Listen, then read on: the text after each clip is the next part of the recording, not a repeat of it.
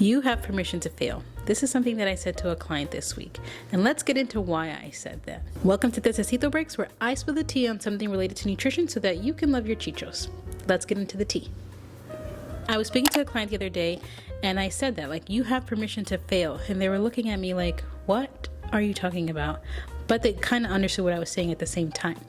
And basically what the conversation was about is that when we're in this space of trying to heal our relationship with food and understand things that are or are not helpful when it comes to eating or our habits or our goals, it can feel very much like we're still trying to reach for perfection or find like the fix that's gonna fix it forever. And that's never what I'm looking for when I'm working with my clients, and nor do I want my clients to kind of reach for that, because the reality of the day is something's not gonna work forever, always. Like, maybe you'll find something that does work forever and that's helpful, and that's one less thing you have to think about. But when we're thinking about the things that do work or don't work, we have to fail essentially, or not do good in them, so that we're able to figure it out. So an example of this could be like goals around movement. Like, let's say we want to go and do some movement X amount of days, and we can't hit the days. That's a failure, right? And when you come to your check-in with me, you might feel some type of way about that failure and kind of think that I'm gonna reprimand you or make you feel bad about it or anything. And no, that's not my job, nor should any dietitian ever make you feel like shame for not reaching your goal. Instead, that failure is an opportunity to bring in curiosity to see what's going on and what is actually important and valuable to you when it comes to your movement. So a common thing that kind of happens, because part of my job when it comes to movement as a dietitian is like helping folks understand that movement needs to just happen. Like, that workout session that we recommend is important and we do need to do it, but still on top of that, we need to move more. So if we're having failure when it comes to movement in terms of our goal, like we want to work out 3 times a week, we have to see, like, okay, what is the reality? What is the real part of your movement goal that you can reach? Like, maybe it's you doing smaller stretching things in the house. Maybe it's you having longer walks with your dog. Maybe it's you parking like further when you're going to pick up your kid. Like, there's many different scenarios that we can run to increase movement and to bring some intentionality with movement, so that you are then able to figure out what movement looks like for you and reach your goal. Plus, I want to say, now that I'm on a moving tangent, I want to also say, like,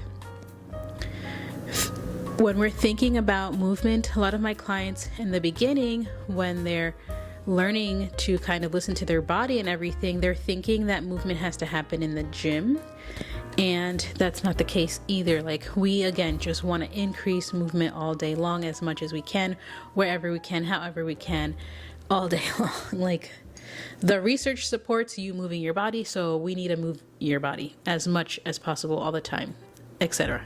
So when we're thinking of using failure as a way to clarify your goal, it's always something that when clients come to me with something like, oh, they had a bad week and they kind of want to talk through it, we're able to find the nuggets of like progress and clarity in the conversation, so that we can further refine what having a healthy relationship with yourself looks like for yourself.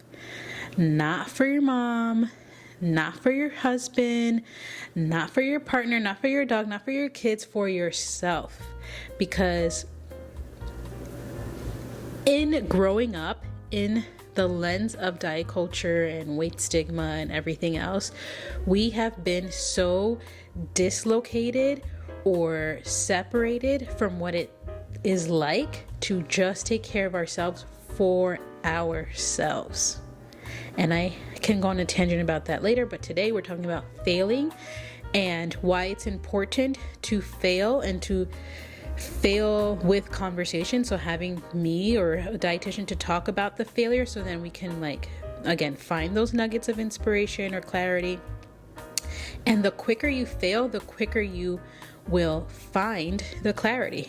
Because if we are stuck in trying to do the thing, forcing it, and it's not working, and we're not adapting to whatever is happening, we're never allowing ourselves to like open up and learn what the true thing that we need is. So when it comes to healing your relationship with food, healing your relationship with yourself, I'm always going to not celebrate your failures, but I'm never going to make you feel bad about your failures, because there's something in there that we can learn from and that we can then build off of to further clarify what it's going to take to love your chichos inside and out. And that's pretty much it for today's video on failing. If you want me to talk a little bit more about it, feel free to let me know. Let me know how this landed for you. I know it can be a little bit uncomfortable to think of your failures in this way, because failures can be like very big and heavy, but I hope it provides a little bit of clarity when it comes to how we can see failure in a different way, so that we can further understand ourselves and what it is that we need to kind of take care of ourselves. So let me know how that resonated for you. And if you enjoyed this video, YouTube and I think you'll love the next video. Thanks for watching. Love you. Bye.